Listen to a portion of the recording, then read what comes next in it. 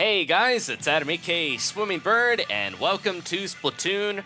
Today we're going to cover the new 2.11 update, which fixes some mysterious issues, but namely, it includes something that should help out roller and brush users like myself. So while we're talking about this newest patch, I'm going to be jumping in to my first proper S rank match. Hopefully, I'll do alright. And I didn't mean to rhyme there. I do have a little experience against other S rank players, mostly in squad battles against you guys, and of course, more recently during the final Splatfest. Speaking of which, I haven't really played since then, and hopefully we'll do alright. Go easy on me, guys. I'm a little rusty here, of course. I've been traveling around a little bit as well, but we'll rise to the occasion and try our best. Now, the ink colors, too. I just realized they have the Callie and Marie Squid Sisters colors, taking me back to that last Splatfest. Hopefully we'll get more in the sequel, so I don't know, we won't have too long to wait. It's still breaking my heart a little bit. So let's talk about the patch notes.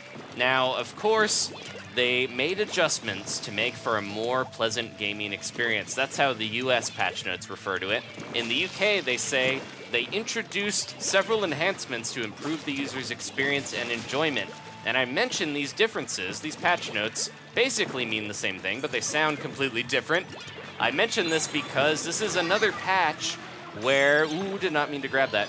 Another patch where the patch notes differ very widely between regions. So who knows what the actual change is here? It's one of these two things. So in the US, they say they fixed an issue which prevented certain roller and brush weapons from registering direct hits with an ink fling attack while facing an opponent directly in front of them. Now, this sounds good. You know, both of these things sound good, but in the UK it says they fixed a bug where if a player would swing specific rollers or brushes when their character was facing towards the screen, enemies would not be hit from the splashes. So basically, one is saying if somebody's really close to you and you're, flicking your brush or your roller, the ink might not register. But the other is saying if you're facing the screen and you're trying to attack someone behind you, then it might not register. So if both of these things have been fixed, that's great. I'm hoping that it was the US version there, because I have, well, there's a situation right there where I was really close to someone, but they got me in time before I could get them.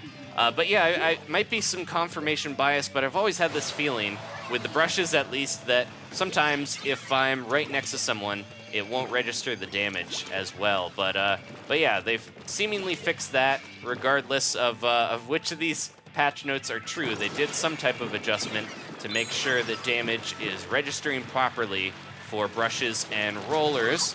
So yeah, it's good either way for those types of players, but at the same time, we'll have to get some clarification here, because this has happened in the past, and they sorted it eventually. So anyways, I think that's good news for most players. If you are one that actually enjoys playing these types of weapons. But the UK patch notes also mention that they have fixes for issues in battles, just kind of a blanket statement, which is kind of strange because the US patch notes don't mention that. But who knows? I'm sure they fixed a lot of little things. This might have the roller ink brush Octobrush kind of issue might have been something that was just introduced in the 2.10 patch. I don't really know for sure. It might not have been around forever. That happens a lot of the time where, they get back here. They release a new patch to fix one thing, and then it introduces other bugs. So pretty much any game that has patches is going to have that issue. But anyways, it's good that they're still releasing patches. Of course, Splatoon, not a dead game just because the Splatfests are over. Especially for me, I got a lot of stuff I want to do in this game. And, we want to rise to S+. I want to finish the Amiibo missions. And I've got, more weapons that I need to try out, of course, not counting the Amiibo weapons, but the Bento Splat Charger and Splatter Scope and the Heavy Splatling Remix. I'm going to get to those soon. I do need to train with the Charger a little bit more so that I'm not, making a fool of myself and dropping back down to A+ rank. So I'm going to practice with that. Thank you guys again for waiting. Everyone who's been, looking forward to seeing those weapons here, or at least my my spin on them. All right, we got the lead. If we can just hold it, we should be good.